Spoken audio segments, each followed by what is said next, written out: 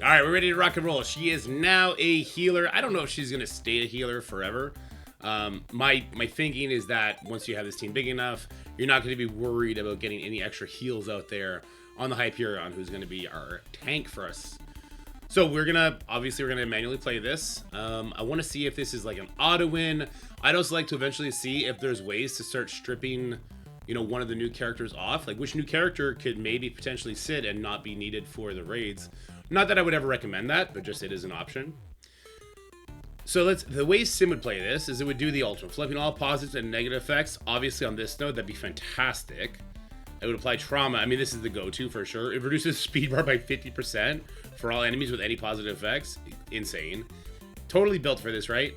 Her special would be clearing barrier attack of primary and adjacents, reducing speed bar again if 2 or more Thunderbolt allies.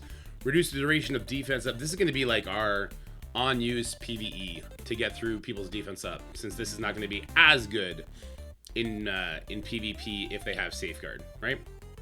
Still be really good though. It'll still be really good. And the basic is just damage, clearing a positive effect, and then negative effects on self. We're going to go for the ult here. That's flip everything but the alt flight members. Look at that control. That control is crazy. Also, Shadow King's opening ability hit us, so we already got the 30% turn bar from the Hyperion passive. Oh, except wait, he doesn't actually do that here, does he? Because of the Shadow King. The Shadow... I wonder if the Shadow King's boss ability interferes with the passive for our Hyperion. Alright, so the way the I play this, we'd attack all enemies, applying defense down and bleeds. We reduce speed by 30%, so obviously this is the move. We would gain counter, safeguard, in raids. We would steal 3 ability energy from every enemy. Okay, it's crazy. Attack primary and adjacents, applying disrupt for more, reduce duration of taunt. So that's cool. We can get rid of... so this is like an anti-gladiator. Reduce duration of taunt on primary. You can get through safeguard taunt with this guy. In raids, it'll get counter offensive immunity. Damn, this character is just stacked. That was a really cool. We're gonna look at some of these animations. That was really cool. All right, Taskmaster, we know is just a bunch of blinds or a stun on his special. Look at that reworked damage. So the new characters at like 3 stars free to play levels will absolutely get in position for Taskmaster to kill everybody. All right, Victoria Hand, she could generate 1 ability energy. We'll definitely get her to do that. It will clear negative effects, heal self, blah, blah, blah, blah, blah. The special primary adjacents applying vulnerable, applying regen, gaining charge, blah, blah, blah, blah, blah. Good stuff there. And then this is the in raids while charged. When an enemy attacks his character or Thunderbolt ally, generate 1 ability energy for 2 random Thunderbolts. I'm trying to see if we're getting any other energy to go on spawn. Let's actually just full send it. And we'll see what our energy situation is like. I haven't gone too in depth on these kits yet. All right, here we go. Big damage. There's gonna be another rewind on that Sasquatch too. All right, the Emma just went down. We're getting energy from somewhere. It's got to be energy on kill from somewhere, because otherwise we wouldn't be using our ultimate here again. Although there's the attack, so Victoria Hand does give energy out right then and there. Hyperion would just... so this team would just spam ults. It looks like this team is going to be so on those retaliates from Sasquatch and the Black Knight, we get our energy back. Okay, so it is just getting hit. I wonder if your team's too big if you just don't get hit enough and you don't get the energy. Like, what if you kill that Sasquatch too quick? What if that Black Knight doesn't actually get a turn? So Ghost there does not... So we don't have energy right now. No energy happens on kill. Let's see if energy happens on spawn. I'm sure it's in the kits. I know someone in the chat is yelling at me, you don't even know these kits. Why are you playtesting? Relax. This is raids. We don't need to worry too much about raids. This team is going to be built to handle this. That was a good showing, though. That was a nice, impressive ass whooping that they just delivered on the raid nodes with 3-star characters, which is fantastic. We get 4 energy on spawn, so it's not an issue. This is going to be a glorious sim team early on, so long as you build that Taskmaster and Ghost up. And then, yeah, when Shadow King does his hit, it's also getting Victoria Hand to give it energy, so that's fantastic. Nightcrawler goes quickly, but we all have immunity, so again, that's just more energy. That's a much more clever way of making sure that we always have energy on spawn. I like that. So the Shadow King 100% stopped us from getting speed bar from the Hyperion passive. Otherwise, these rogues would not be going before us. These Red Hulks are not going for us because they technically spawned in later. That's interesting. This is another turn meter rewind. There's a blind on everybody. So these Red Hulks, their retaliates are missed, but that feeds me more energy. Again, more energy. Alright, we'll throw the ult because we can. That percentile damage is crazy good.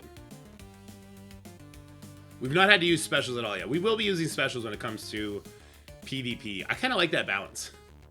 In PvE, at least in raids, I'm sure like tower and everything will be different, but at least in raids, this team just spam ults, but we have a lot of interesting specials when it comes to PvP, like the Hyperion kind of decaying off enemy taunts, and the Snowbird decaying off enemy defense up. Taskmaster, if you're not trying to go for the AoE blind, which would be very rare. He's got a stun turn 1 he could lean into, I believe, so that's really good. But yeah, there's no thinking here. This is going to be an auto early on if you have a big Ghost and a big Taskmaster. Specifically the big Taskmaster. Because it seems like this team is tanky enough. They have the right stuff on spawn to just kind of soak everything up. Oh, we're using a special. Here we go. Bunch of regens out there now. I should have ulted there to simulate what it would be like. But she'd get... No, it doesn't matter. Because she would have got it up on the Death Proof, on the Retaliation, and then the Shadow King hit, and then the on-spawn 4 energy. Energy's not a problem. That's good. That's real good. Let's see the boss. I think this team is so dummy-proof, and I'm okay with that. We're just going to let the boss know just straight autoplay, as if it was a sim. As far as this positioning goes, I don't hate this positioning, because we do have our possible tank with the dodge character beside, and then the beefiest character you would have as a normal player in the middle, in case we have some chain attacks that go the distance, and the healer on the far end. So let's just see how this sims. Let's enjoy the show. So there's 4 energy on spawn. Here's 2 energy to a random member. There are 2 random members rather, or 1 went to Ghost, Taskmaster. There's the buff flips. We do have some Alpha Light members here, so they do have Safeguard. Surprised they didn't have a decay in raids. Kind of surprised. There's a turn meter rewind. So the enemies can be turn meter rewound. You just can't gain speed bar.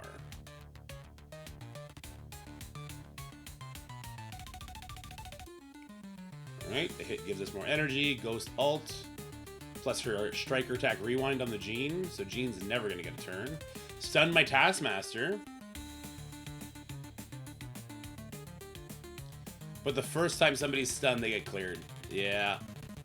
I forgot about that. Victoria Hand's got a pretty interesting kit portion there. So when I was talking about like bleeding certain characters off, there was a couple very big requires for Thunderbolts team members. So I'm not sure that'll be possible. We'll take a look into it, but I don't think it'll be possible.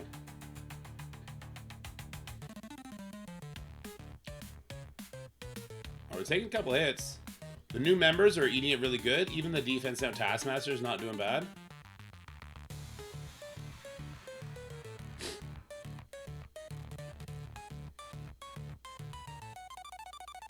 Good rewind on that ult.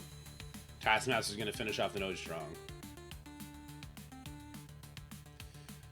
The unfortunate thing, and this is just true about raids in general, I think, is the way the AI plays it is probably going to be the most optimal way to play it anyway. Because I think they want to build these nodes to be hard countered by these teams. So as far as like smart targeting, better targets and all that, I'm not sure that's actually a thing that we ever have to worry about. You have to worry about the game crashing. Oh, there it goes.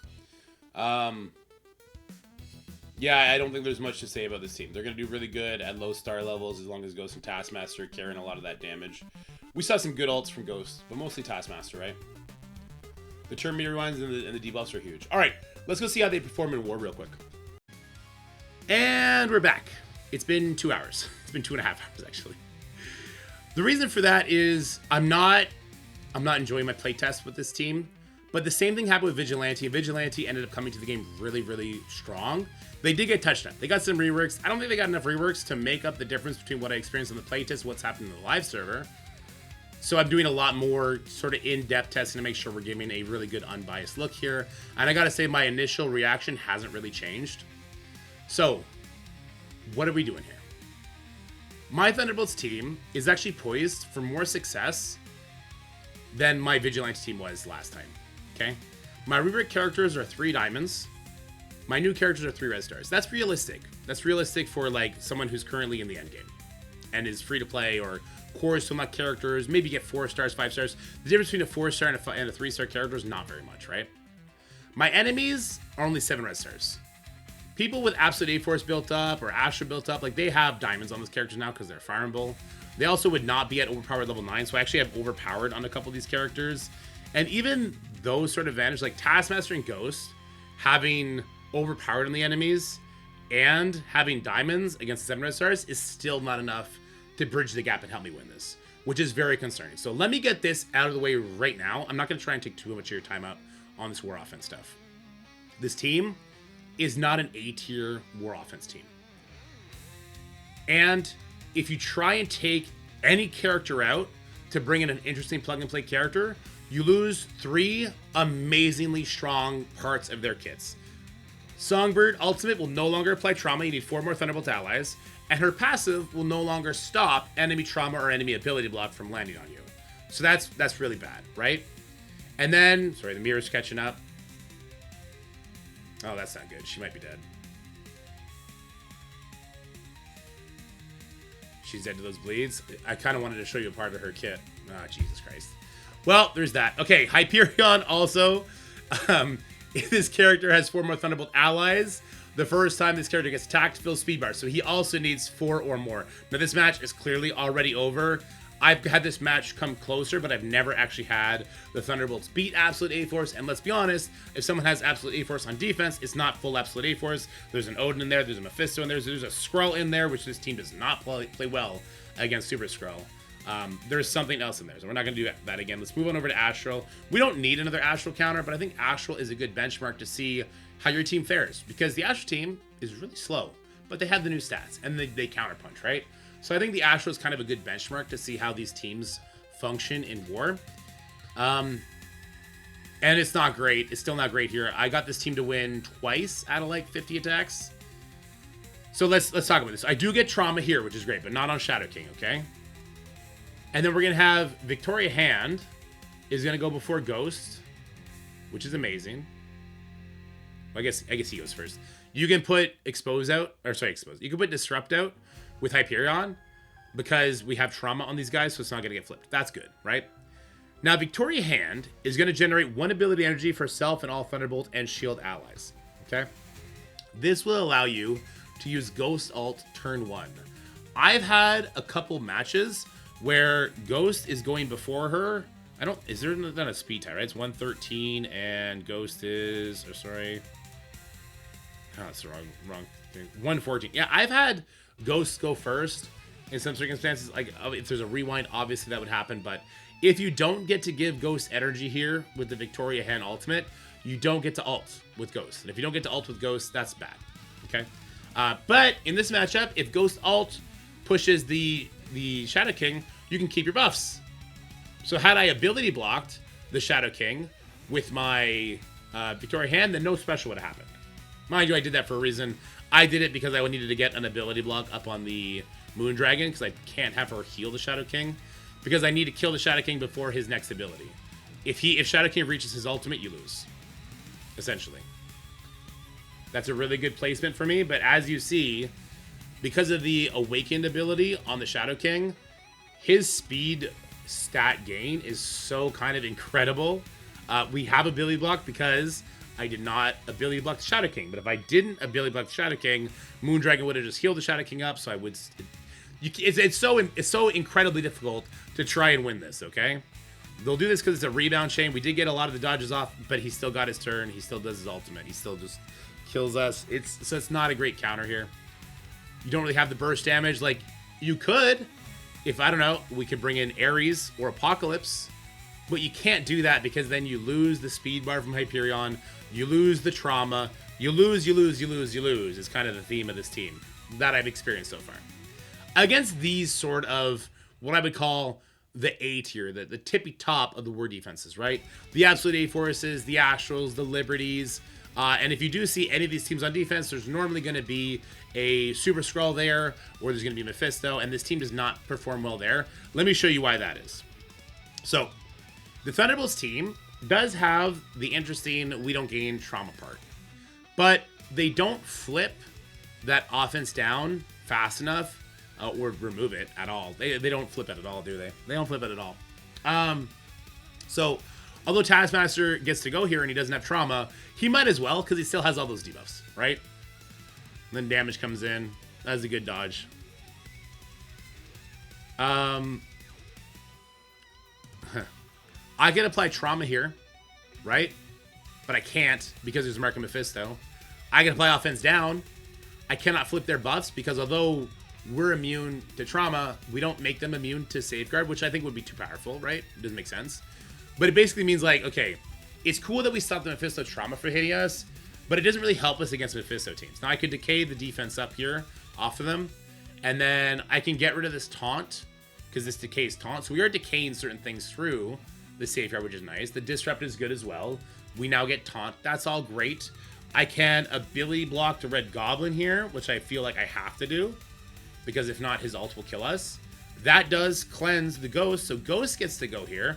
We can't rewind. Once again, Mark and Mephisto makes us not able to rewind, but that Ghost does so much damage. So as long as your Victoria hand goes first, doesn't get rewound or anything like that, Ghost ulting turn 1 is fantastic. Hyperion's dead. That's going to be speed bar to the...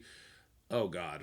Well, we got super lucky that the targeting went to the rework characters and not my 3-star characters. We still ended up getting super pushed. Let's try and land the stun here.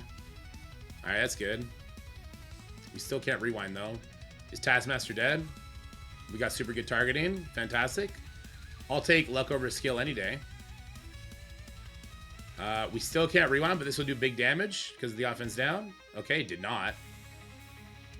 All right, there's a stun on Songbird. Not great. He's ulting now. This is not looking good. All right, Taskmaster's dead. Okay. Okay. They don't work great against Mephisto. They don't work great against bad Mephisto teams. They don't work good against good Mephisto teams. Let me tell you that much, okay? They would beat Orcus, but like I was saying, if you introduce any sort of speed, anti-speed manipulation, like if the enemy is rewinding you or sapping your speed stat or whatever the case may be, this team falls so flat. So here, if Skrull rewinds the Songbird, we lose. If not, we win. Rewound the Victoria hand here as well, by the way. All right, so here, normally, Taskmaster would go. His blinds wouldn't really land if he didn't get rewound, right? I'm just thinking like if we have full Orcus. After Taskmaster goes, Songbird would go, flip all their buffs, give them all trauma, Ghost goes and kills them all. That's what happens if it's a cookie cutter Orcus team. The second that somebody introduces an interesting character with those cookie cutter teams, it goes to hell in a handbasket for us fast. I'll try and rewind this guy because he's about to give them all safeguard and murder a bunch of people. But Skrull is about to basically murder a bunch of people. So you can't introduce interesting plug-and-play characters to your Thunderbolts team. And the second somebody introduces an interesting plug-and-play character to one of the B-tier war defensive teams, Thunderbolts become all of a sudden like useless. But that doesn't say they're not without value. You can only have so many Super Skrulls on your roster. A lot of people are playing Super Skrull with absolute A-Force, with like a Mephisto or an Odin, or even with their Annihilators or the kind of teams like that, right? So an opponent can't have a Super Skrull everywhere. So what you end up doing with Thunderbolts is you end up using them against a team like Alpha Flight. I know we have a billion counters to Alpha Flight. I get it. But this would open up those teams to go be used elsewhere. I can't test it because no one has that on defense here on the playtest. But I have to imagine the Thunderbolts team will dumpster teams like the Immortal X-Men. I'm not sure if they'll dumpster it if there's a Nightcrawler there, though. Because the Nightcrawler is going to go first. And although you're going to get 30% speed bar, he's going to give his allies 20 or 25% speed bar. And if there's a Cable there, all of a sudden that's kind of even, and their characters are faster than yours because Thunderbolts aren't super fast, right? So there's value here for the Thunderbolts team if you are a mid-game player who coming up in the end game, or you're an end game player that just says, I don't build war teams, right? Because you have to build this team for raids. This will work as a good counter to something like, I've actually not done this matchup, so we'll do this live. I think this will be a great counter to something like Weapon X, if you were to see this, right? Because you can't gain trauma, you can't gain ability blocks, so the opening attack from the Omega Red is kind of useless. We get 30% speed bar, so although he gives speed up, a lot of our characters would still go before a character like Lady Deathstrike. Taskmaster has speed up. I actually don't know why Taskmaster has speed up, but he would be able then... Oh, he stole it from Omega Red with the counterattack. Yeah, so that's good. So if there was a Lady Deathstrike, Taskmaster would still be the first to go. He would still blind Lady Deathstrike. And then you'd have Songbird eventually get to do her thing, and all of a sudden it's just old stats versus new stats, and you have the advantage of having a decent kit from having your entire team that stopped the opening from Omega Red. Cool. So this team is not without value. It's just not very exciting if you like war. Like if you're like, oh, I'll build Thunderbolts to the moon because I need to for raids, and I'm going to have a good war team on the other end. That's really only true if you don't have sort of the niche war offense teams, which I think is true for 90% of the game's population. So that's fine in my opinion. Anyway, I don't want to waste too much more of your guys' time with doing testing for this. It's not great. I did get them to beat Vigilante once. We'll try Night Stalkers here, just to show you another look at this. Like, Night Stalkers crushed me every time I tried them here because they have that speed stat. And so like Night Stalkers that are gonna have diamonds in the real server, right, on live, like that Songbird's just instantly dead there. She might still be instantly dead here depending on what's about to happen. Okay, we do get to decay here. That's fantastic. All right, we get to go, but Blade rewound Victoria Hand. So Ghost is not using the ultimate anymore. But I could rewind the Agatha, which will let my Taskmaster get ahead of things. Can this be... This is unavoidable. Perfect. So is the Moon Knight, though. So if Moon Knight ults, we're going to be in trouble.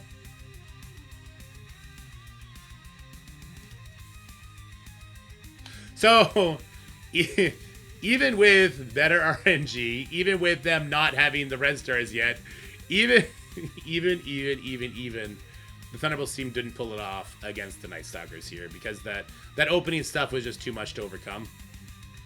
Let me know what you guys think about the Thunderbolts team. I'm getting the same sort of vibes I got when I playtested the Vigilance team. They reworked the Vigilance team to make them amazing. In fact, there's one matchup I've seen with Vigilance where they had no business winning, but a coin flip occurred, and they did end up winning it. Do you think this team needs to be reworked? Or is it enough that this team will beat Alpha Flight?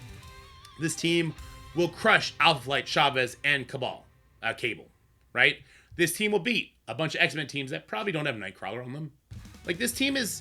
It's gonna beat the B tier teams, but it's just not interesting, I guess, is my take on this. Okay, here's a full Orcas. I mean, yeah, they'll crush full Orcas too. I think they'll crush full Orcas. We'll end it here. Let me know your thoughts in the comment section below, guys. Does this team need a rework? Do you like them? Do you not care because, hey, you're just gonna build this team up for raids? It is what it is. And if they ever bring back Raid on Crucible, Thunderbolts will be amazing there, right? Or will Vigilante be better? Vigilante's kind of cracked. But yeah, let me know all your thoughts on that in the comment section below. But for now, guys, stay happy, stay healthy, have yourselves a wonderful time. Yeah, you see Songbird goes first. You just insta-win. And have yourselves a wonderful day, and I'll see you guys in the next video. Bye-bye. You guys are the best. Bye-bye.